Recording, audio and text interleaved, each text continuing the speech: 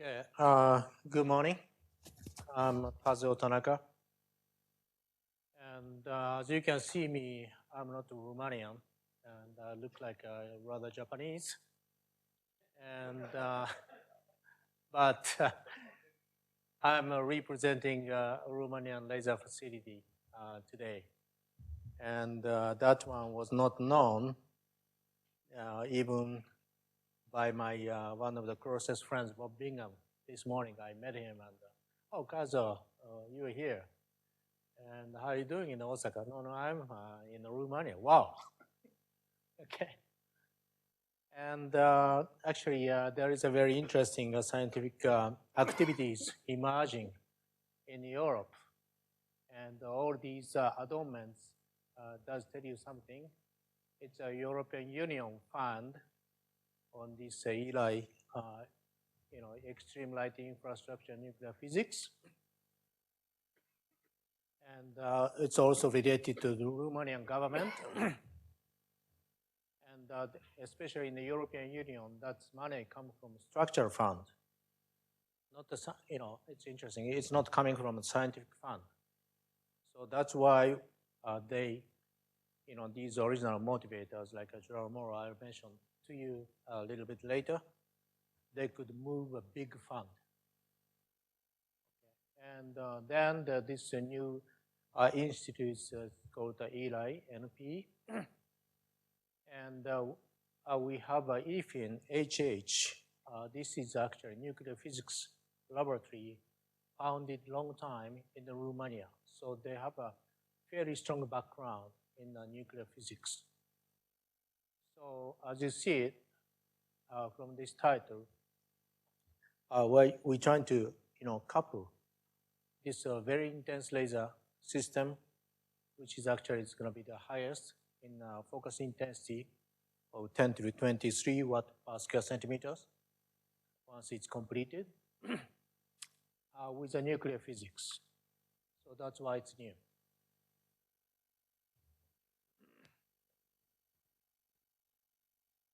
And this ELI-NP project, I'll give you some funding fractions. We are going to spend about 10 million euros in this 5 years. And we have two major facilities in this ELI-NP. One is 2 beams of 10 petawatt laser system. And since Romania doesn't have a strong background of optics or lasers like Rutherford in England, French company, Thales Optics, is asked to deliver this whole system with 62 million euros. Then the pipe and those things to carry the beam to the experimental chamber. Then we have another major facility. It's called the high intensity gamma beam. And this one is based on the CERN background in Europe. They have a pretty strong background. It's called the Eurogamma. And this system consists of universities and the institutes, as you can see it here, many. And they do a strong collaboration to deliver this high-intensity gamma beam system. Then we have 8 independent experimental chamber areas, so we can prepare the experiments independently in parallel. And also some of the chambers, we can combine these 2 beams, or one beam of 1 petawatt or 2 beams of 100 terawatt. So we have some subsystems we can combine into the experimental chamber freely, depending on our experimental design. And also we can combine this gamma beam system against 10 petawatt or 1 petawatt laser. So beam colliding experiment. Then we have small workshops and laboratories. And the building was completed already with 80 million euros of a budget. So, as Professor Puriti Himankar introduced me a little bit, I have some connection to India so far. And one example, I had several projects in Osaka University. One is called ASHRA. And this one is ASHRA is to work on the high energy density physics with Professor Puriti Himankar, Amita Das, Ravindra Kumar, and Professor MK. And we had wrapped up this ASHRA project as of last February in 2016. And you see a Puriti Himankar right here, and my student is supervised by Ravindra Kumar or by Professor Amita Das closely. And we had a very successful project of collaboration. And what is this ASHRA? Actually, this is the name of the god, a fighting god, actually, originates from Phoenicia back in the BC time. And it's, transported into India. It's still fighting god, and to China, fighting god, but it's influenced by the Buddhism. So when that ASHRA figure was, culturally transported into Japan in 7th century, it came as a peaceful god. It's completely turned from the fighting god. So I thought it's very good to connect India, China, Korea, and Japan through this ASHRA project, and I liked it. And actually, I really met ASHRA, a very interesting figure to talk and discuss science, physics, with Himankar. I enjoyed so much. So now I moved to Romania last September, and there was a new assignment on this scientific director by ELI-NP. Now, these whole structures are completed. And where's Romania? See, you have a Black Sea. And I flew from this Bucharest to Doha, Qatar last night. And my flight was delayed by 2 hours, so I missed my plane from Doha connecting to the Bangalore. So I had a one day delay. And here in Bucharest, you see a blow up of Bucharest capital. And this is downtown. And 10 kilometers south of this Bucharest, we have this our institute, ELI-NP.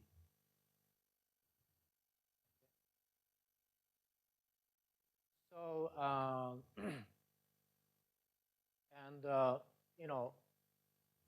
we have also 2 other pillars we called.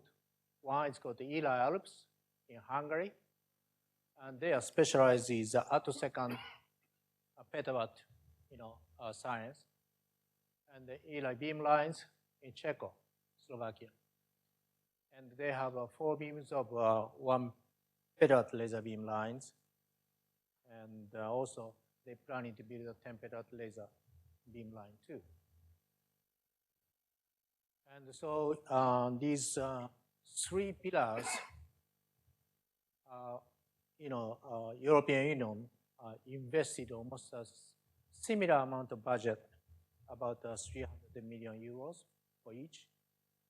And the completion time is expected to be sometime in 2019.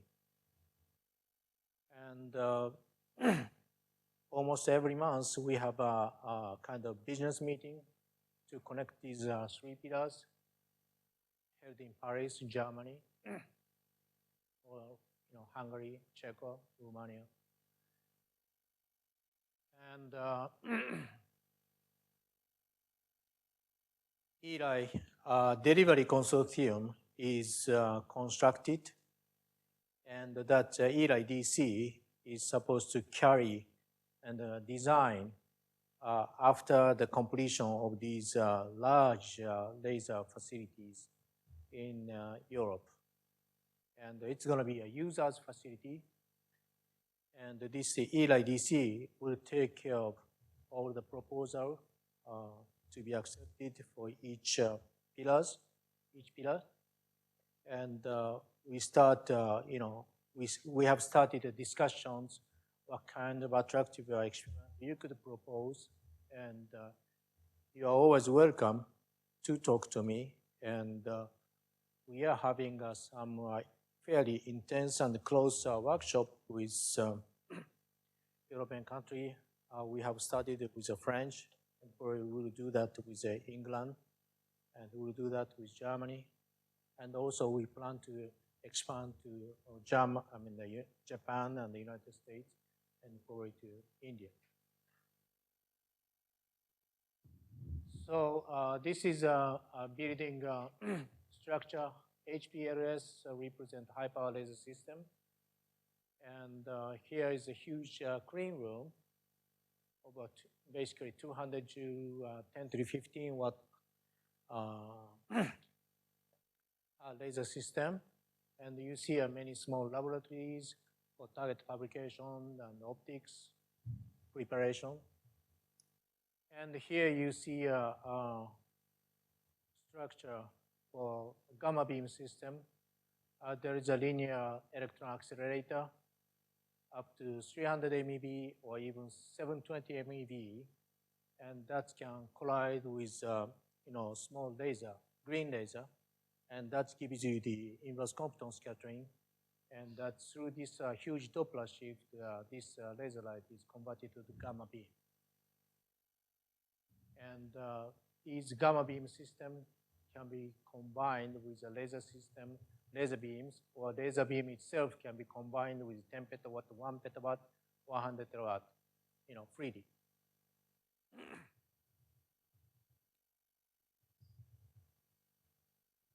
So this is a large clean room, and Thales has started implementation. And as I said, we have a subsystems, 2 beams of 100 terawatt, 10 hertz, 2 beams of 1 petawatt, 1 hertz. Then finally, we have 2 beams of 10 petawatt with every 1 minute. And it's nice to have this laser system with this fairly high repetition. And this one was decided and ordered to Thales, and the Thales accepted before I joined to ELI-NP. And actually, if I had a couple of large laser projects in Osaka, and I think I'm pretty knowledgeable about what's the limitation of these laser systems. And if I were the project manager at that point at the ELI-NP, I couldn't accept this high repetition rate because it's so challenging. But sometimes we can break some window without knowing it. And most of the people here were dominated by nuclear physics scientists. And well, they are so used to run the system 24 hours a day, right? Weeks. So they insisted, yes, the laser has to be operated like this. Okay, then I joined it. Then I have to also say that, okay, well, laser systems are not robust yet and may not be run at this high, repetition rate.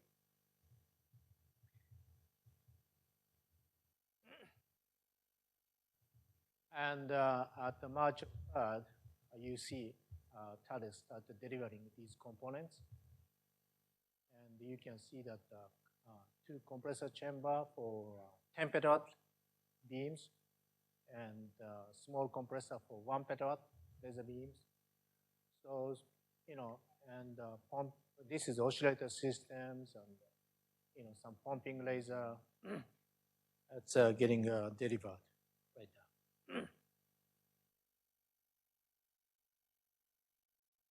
So, as also Bob Bingham mentioned, these 2 people, he's Gerard Mourou, my friend, and Dana Strickland. And actually interesting, as Bob mentioned, he was in Rochester back in 1982. And I was there too, as a PhD student.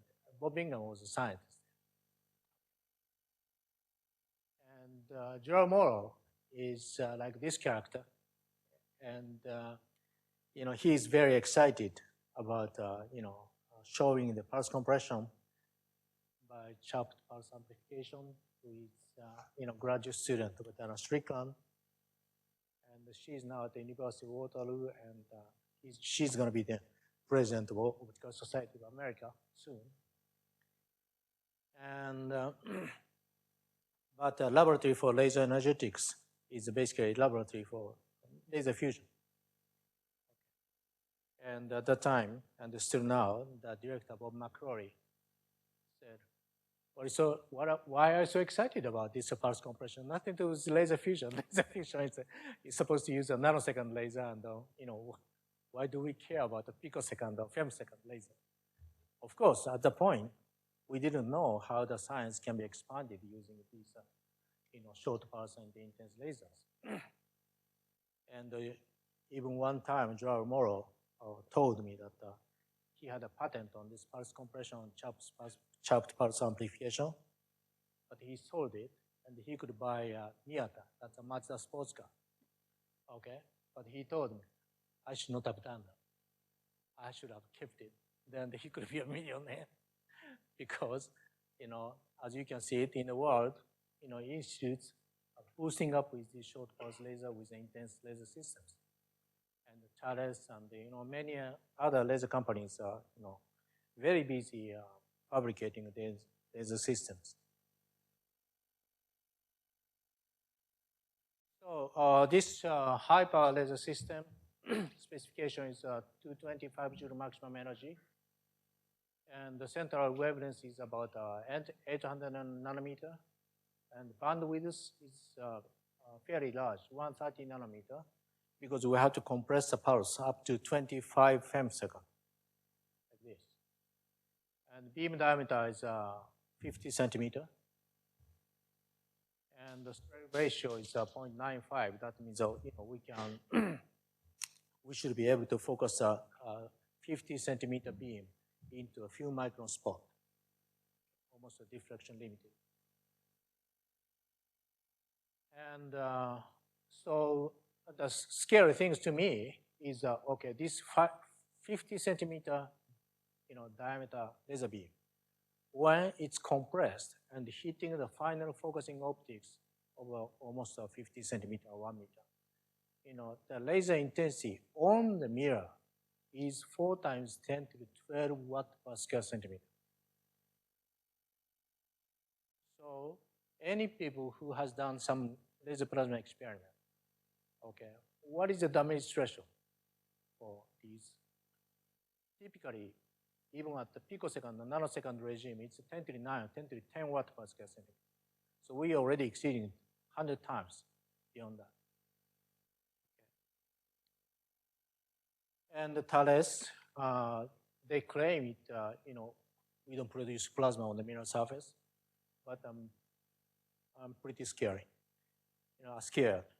And actually, we need probably to prepare some, many stocks of mirrors for replacement. And probably we may have to limit ourselves to some limited number of shots with the highest intensity. So these laser components are being prepared by Thales in France, just suburb of Paris, and tested. Now it's, they start delivering it to the Bucharest. And of course, this is one of the first kind. There are some challenging technical issues left, and it's getting solved, like a stable picosecond OPCP demonstrated.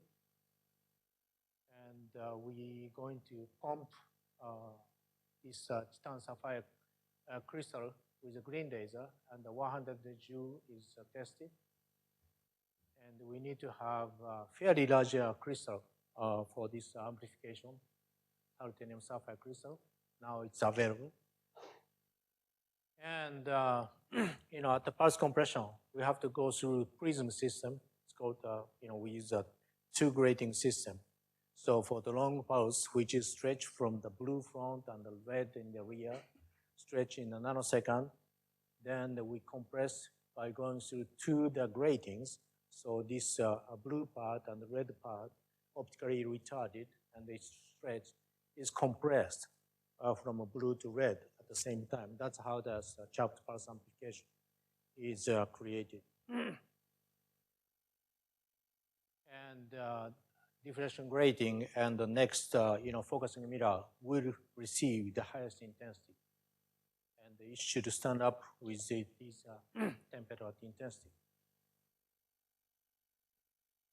And also the beam itself is a 50 centimeter, fairly large, so we have to come up with a fairly large and heavy mirror mounting system with a fairly good pointing and positioning accuracy, like 1 micron or 1.2 microradian.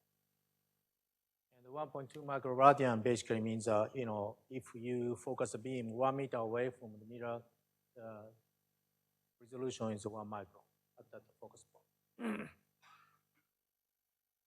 And also, as we have decided, we go for fairly high repetition rate, and we have to change our game from the high energy density physics we get used to.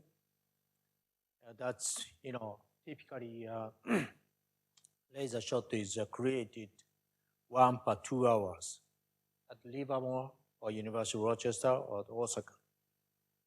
But, if you run the laser 10 hertz or 1 hertz or even 1 minute, that's pretty high repetition rate. And we have to come up with, fairly massive target supplying system with a good accuracy. So we're working on that, on the automatic target alignment system. And actually, it's interesting that we know these issues of target supplying with high repetition with a good accuracy is also common in the XFEL project, which is operated in Germany and also in Japan. So I think it's Tom Cohen at Dresden is trying to get a lead to work on these target supplying issues, technical issues among these related institutes. And also, one scary thing is the back reflection from the target. If you shot the target, not 100% laser is absorbed into the target, and some fraction will be back reflected through the optical path. Especially if we have some nonlinear processes, like some favorite backscattering, brilliant backscattering, stimulated Raman scattering. It's a phase conjugate, so it comes back exactly on the entrance, incoming optical axis into the backward reflection. And if the still pumping scheme is alive in the laser system, and when the laser light is coming back into the system, that destroy laser system easily by amplifying it.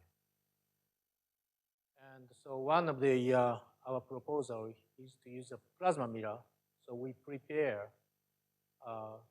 at almost a very final stage of focusing optics.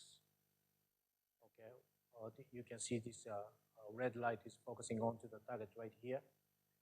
We bounce this thin plastic like 1,000 angstroms or so. So this thin plastic will be plasma mirror. Okay, this laser light will have some pre-pulse, couple hundred picoseconds before the main pulse. And that's still intensity 10 to 13, 10 to 14 watt per square centimeter. That's create a plasma state and the reflected laser light. And when the backscattered light is coming back into this state, our target is gone. So, but that's our, expecting to function this way, but we have to test it. So we'll test it. So this is experimental chamber area. You can see the 2 beams of 10 petaton laser beam coming in in the vacuum pipe, and the E6 chamber, E1 chamber, and the E7 chamber area. And E6, you can see that a laser light is bounced back by this mirror and focusing with a fairly long F20 focusing emitter into the gas jet to do the LWFA, laser wake field acceleration, like Bob Bingham introduced. Okay, and once we have GeV relativistic electron flux, we're trying to collide with this another temperature laser beam, okay, to see inverse Compton scattering, and that laser light can be converted to the gamma rays again.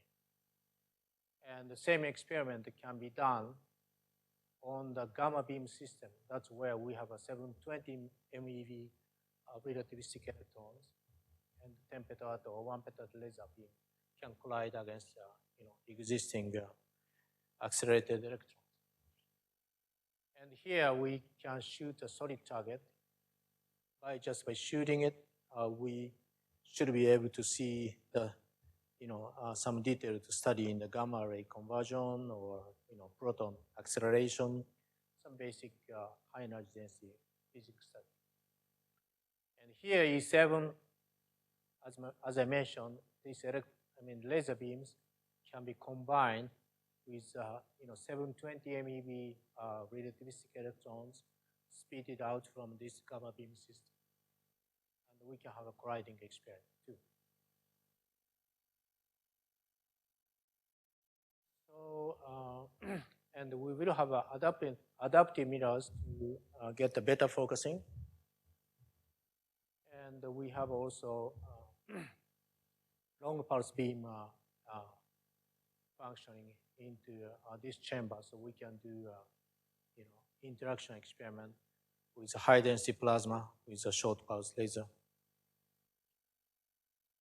And we have fairly good variations of laser beam polarization, helical beam polarization, or circular beam polarization. It's going to be equipped to see the effect on the acceleration or interaction on the solid or plasma.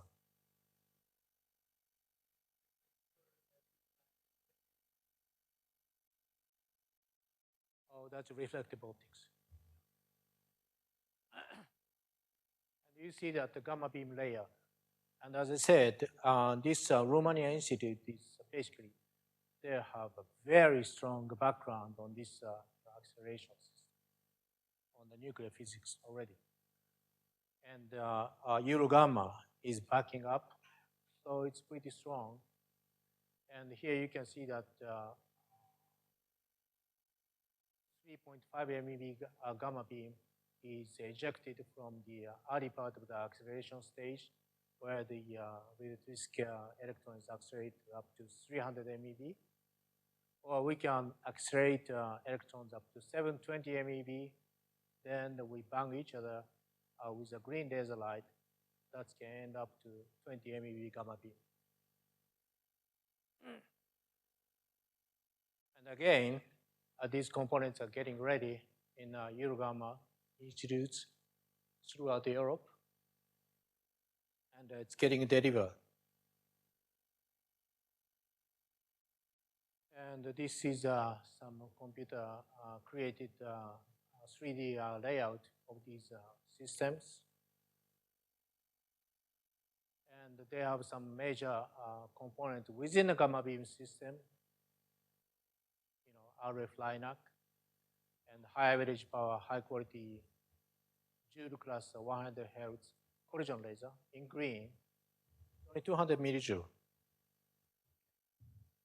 And the laser circulation with many times of colliding. And the gamma beam collimation system and the gamma beam diagnostics system. And again, the specification for gamma beam system, you can see it right here.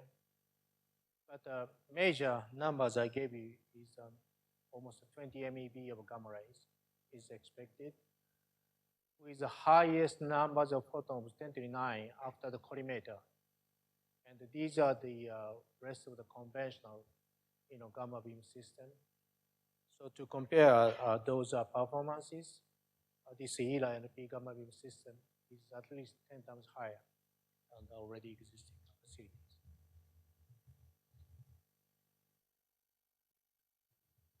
And we are preparing a whole list of diagnostics, proton and ion spectrometers.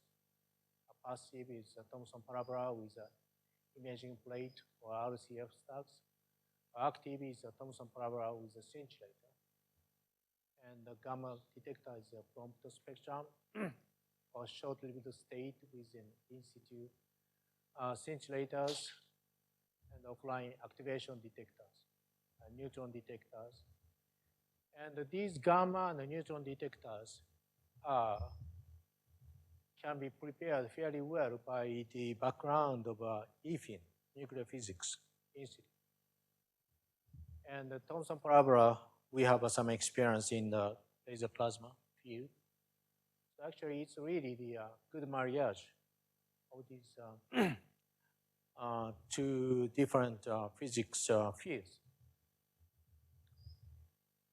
And we are expecting to step into the commissioning phase sometime 2019. And we'll focus on the characterization of each machine, 10 petawatt laser and 90 MeV gamma beam systems. And this testing of the performance itself is pretty challenging. And it's not so easy. We have to prove it focus intensity 23 watt pascal centimeters. And the electron acceleration, we expect more than GeV through the laser wave field acceleration. And the proton acceleration is more than 200 MeV. And the gamma beam system, we have to prove this 3 or 20 MeV energy with a polarization better than 95%. And once we do that, now we can go into the day one experiments after the commissioning phase.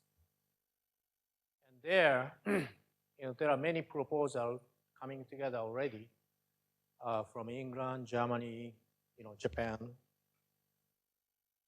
And we have not decided what to do first. Okay, we are still discussing it. And we're trying to stepping into the more detailed design of accurate experiment. And like a radiation reaction, classical QED regime, or photonuclear reaction, ion stopping excitation in plasmas, that's never been done. Or fission fusion mechanism in our process, like thorium-232. And more, dreamy experiment like dark matter physics or vacuum birefringence, and the photo excitation of isomers for more realistic application of medicine.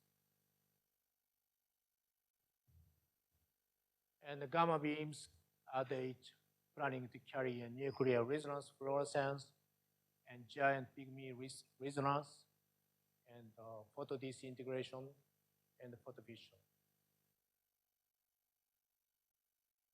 So these new horizons of fission fusion is good for astrophysics, and the dark matter is of course good for astrophysics, and the radiation effect it's good for biology. We can create all sort of radiation effect, which is you encounter in space for the astronauts, and in terms of biology, we can study that. And the nuclear resonance for nuclear physics, and the gamma imaging for nuclear security, and material science for fusion reactor engineering, and medical isotopes for cancer therapy. And this PISCAL's PIC simulation presented in, I think it's IFSA conference in 2016. Once we focus up to 10 to 22 watt pascal centimeter with through the very thin plastic target, we should be able to accelerate protons up to 200 MeV or even more like a 300 MeV. That's highest energy. Probably we, experimentally, if you can do that, improve. And astrophysical R process, these are the ones being studied so far, but we can stepping into these R process for studying in the laboratory. And the waiting point, n equal 1.26 is the bottleneck for nuclear synthesis of actinides. And the last region of our process, close to stability. So fission fusion mechanism experiment are planned like this. We prepare a thin plastic with a, backed up by thorium-232 on the front, and we shot with a fairly high intensity laser, and we create protons on the, thorium ions accelerated bang into this secondary target. That's where we can create a fusion, process for fission fragments, and we can study this fission fusion mechanism.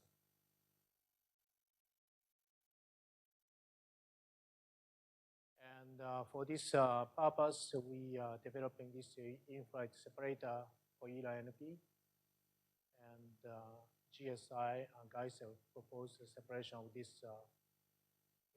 nuclear particle separation for this particular experiment. And the radiation reaction, same thing.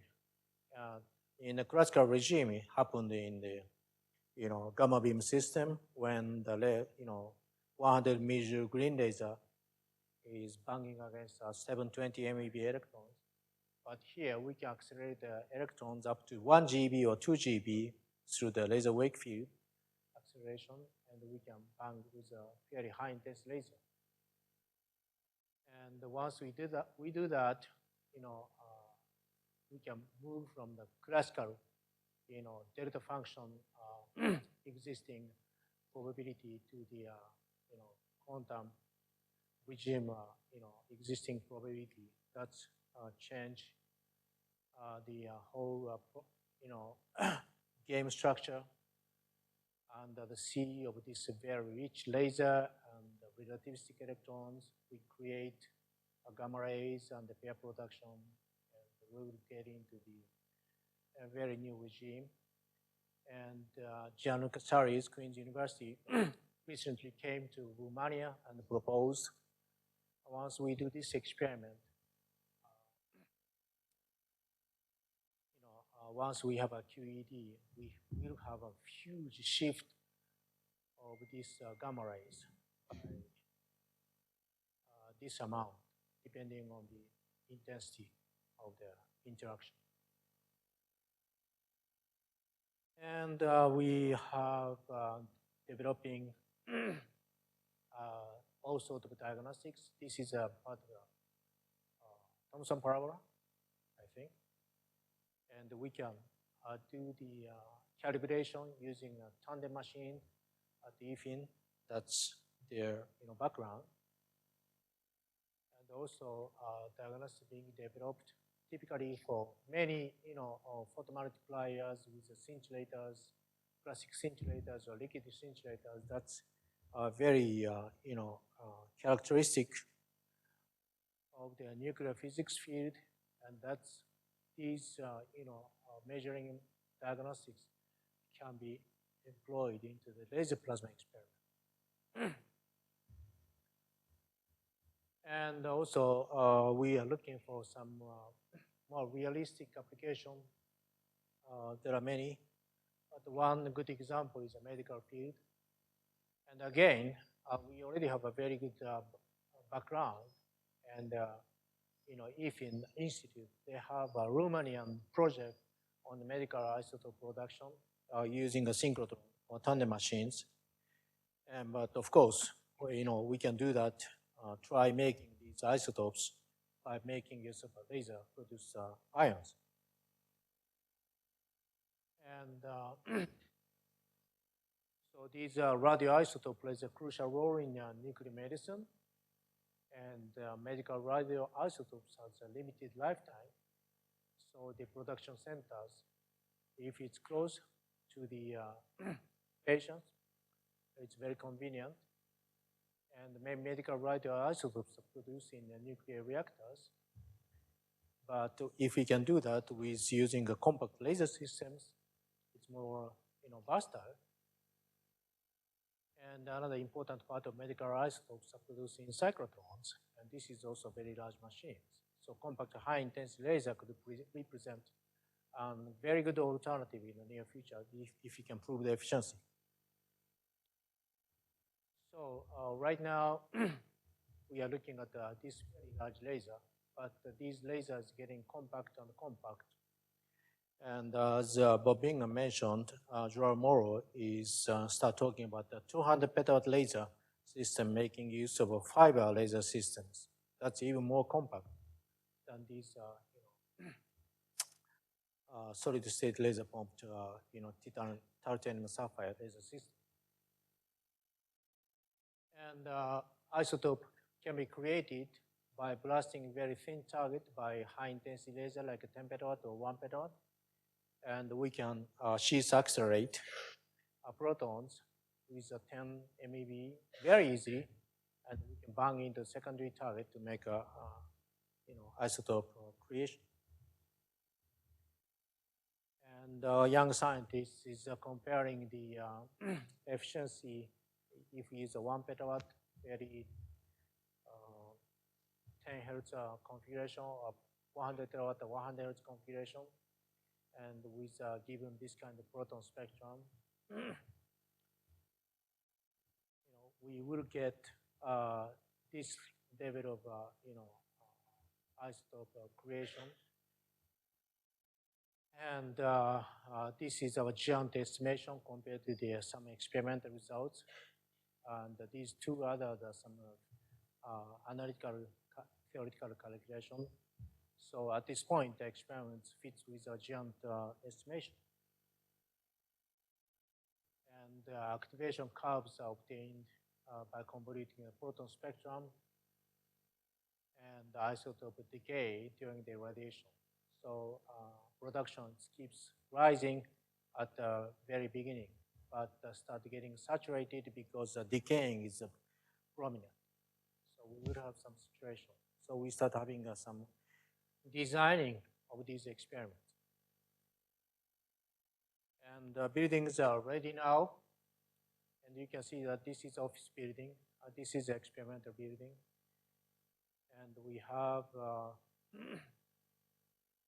stack of proposals over 300 pages in this Romanian report in physics last year. And you can download this whole book, 3D.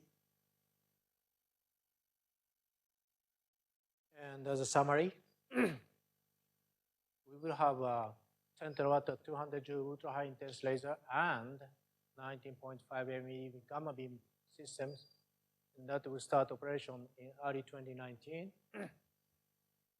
And the collaboration is welcome to consider attractive experimental designs and many job opportunities if you see our webs, and a couple of actually you already start applying to the postdoc position or young researcher positions, and also PhD students accepted. And so if you're interested in it, we can talk, and what's a possibility I could show you. Thank you very much.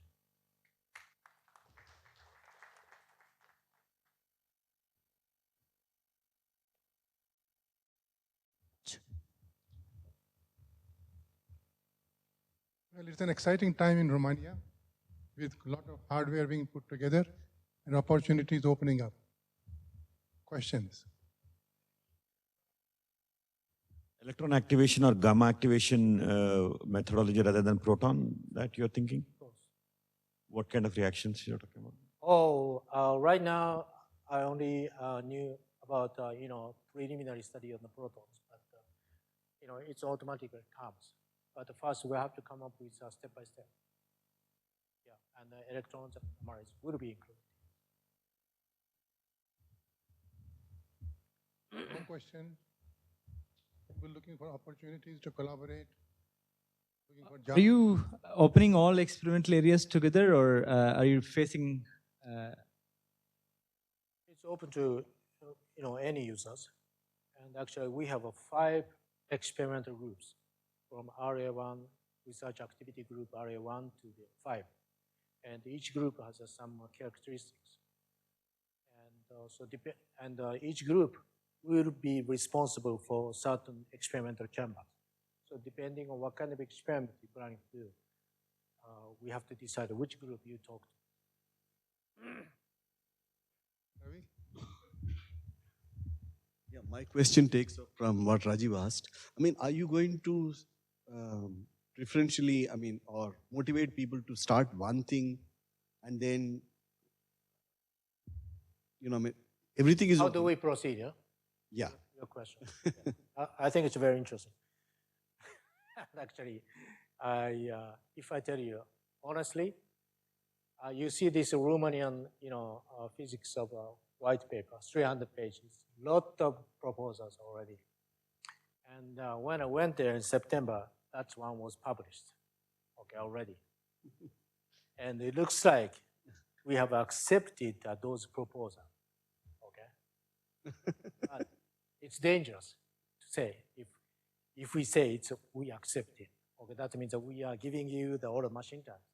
So actually, we have not done. So it's a competition and collaboration. That means that if you can come up with a very attractive design of experiment, and if you insist, okay, we should do this for the sake of high energy density physics or physics, and if you convince committee, actually, it's going to be ELI-DC. Okay. Then I think it's a machine time is assigned, but there is some free part, which we have some freedom. It's a commissioning phase. So in the commissioning phase, we have to do the performance test, and there, it's freedom for us to test anything. So there is some, 1 or 2 years of the freedom we have. Yeah, to me personally most exciting seems to be this QED with lasers. Mm-hmm. I don't think the other ELI branches are probably planning something. So, I was just chatting with Professor Bell at the tea break. He's done a lot of theoretical work, so I was just wondering if he has something to say on that.